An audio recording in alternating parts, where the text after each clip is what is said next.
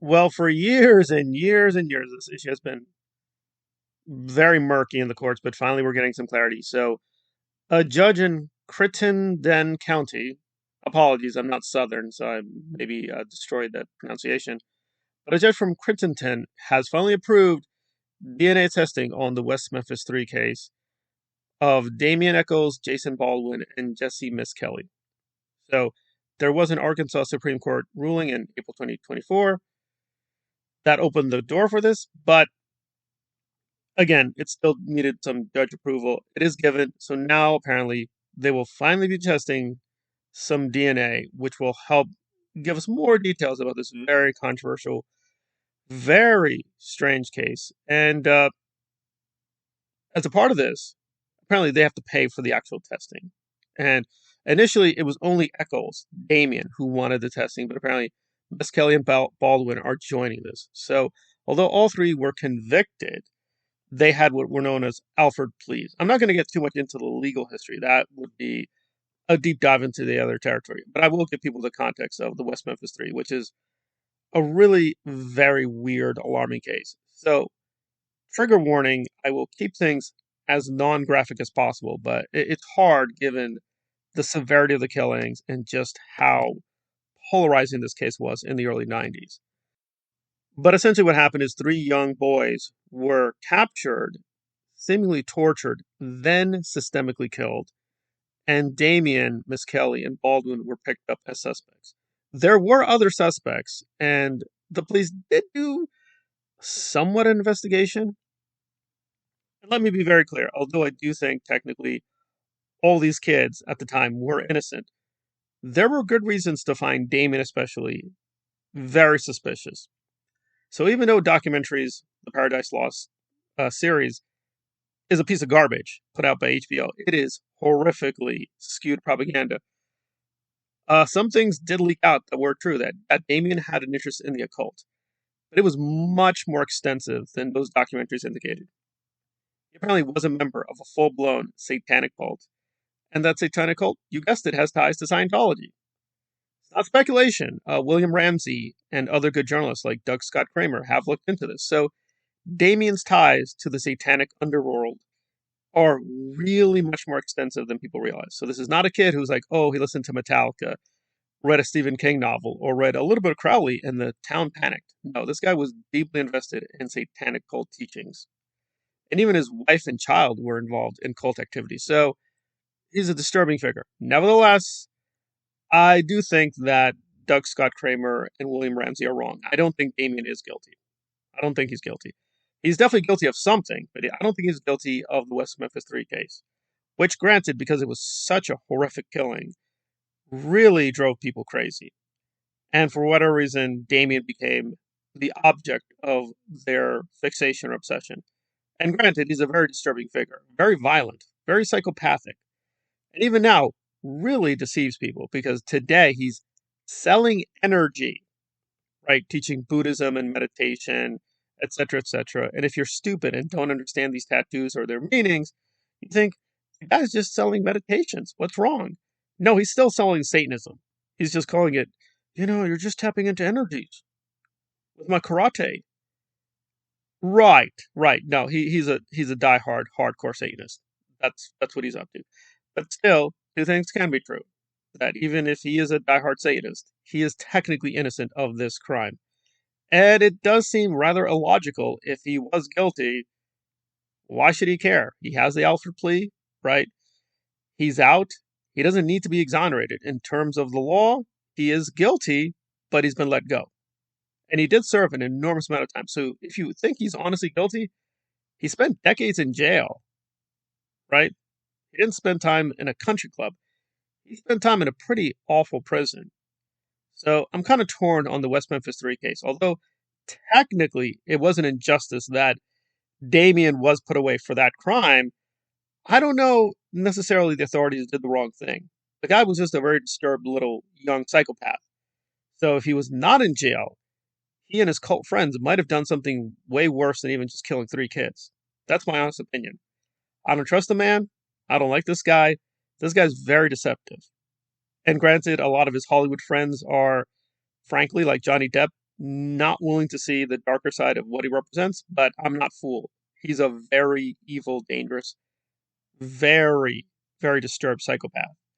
And if you look at his interviews, aside from his pathological lying, is the amount of lying and the consistency is astonishing. Like he just makes things up whole cloth. Now, granted, he was in prison. I get it. You got to get out of prison. You'll do whatever's necessary. But some of the mythologies he spread about the police, the case, they are factually false, and the exaggerations are beyond belief. I mean, if you listen to Damien, you would think that Arkansas was stuck in like the 1850s. Like they had no technology, had no music, no television. They were just cut off from the world, and he was a poor little kid convicted by these KKK ignorant morons. That's not what happened. They were. The police were corrupt. The judge was terrible. They were incompetent. But they did give an actual investigation. It was not well done, but there was a real investigation. So the trial, which was covered by the documentaries, was a joke. That was not a good trial. It was not a serious professional trial.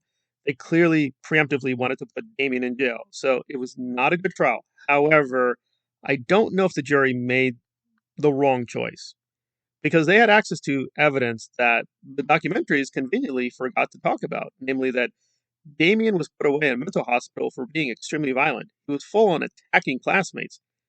In one case, he was trying to suck the blood from a classmate, thinking he was a vampire. I'm not joking. So the guy was a psychopath. He probably still is a psychopath. Still, is he innocent?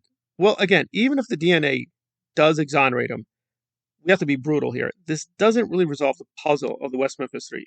If Miss Kelly and Baldwin and Damien Echols, again, Satanist, liar, pathological moron, yes, he could be totally innocent. That doesn't tell us who the killers are. So all it does is it exonerates these three individuals. It doesn't give us clues as to who really killed these children.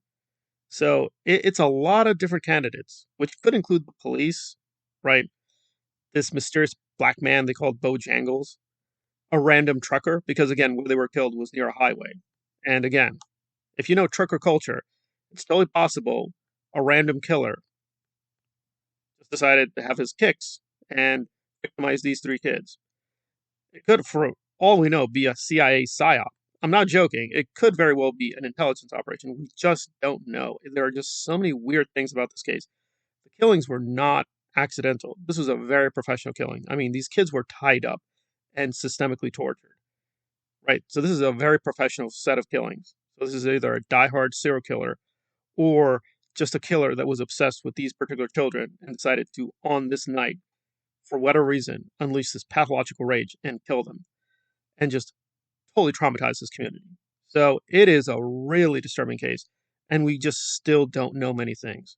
There are just many fundamental things we don't know because of the way the police operated, the way the town operated. And again, I don't like Damien. I don't like his friends. I don't like this weirdo Hollywood cult system he became a part of with the Process Church and the Scientologists. I don't like any of that stuff. However, it's not clear they were criminally involved. But I do think Damien does know a lot of things. I definitely do think he probably knows of cult activities in the area because this is not an isolated case.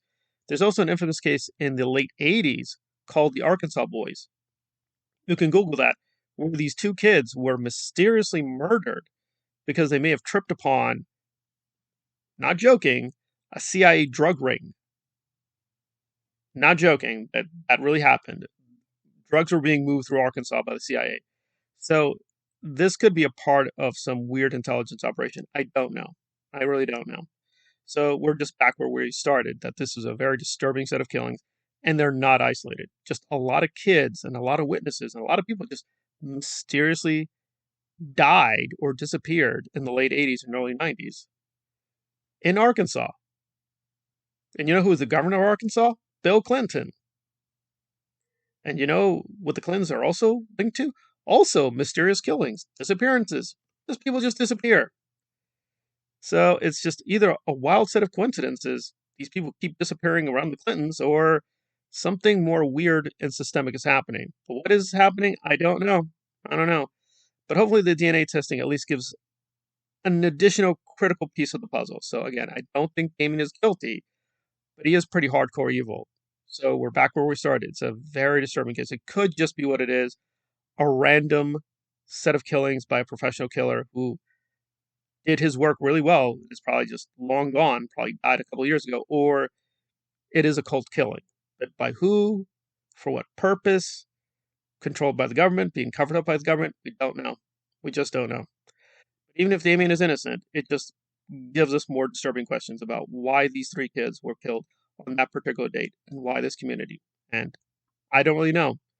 But the range of possible killers is large. It's a huge number of candidates. So it'll definitely be forcing all people who are fascinated by the West Memphis Three case to do a lot of rethinking and dig deeper into this very disturbing episode of the early 90s American culture.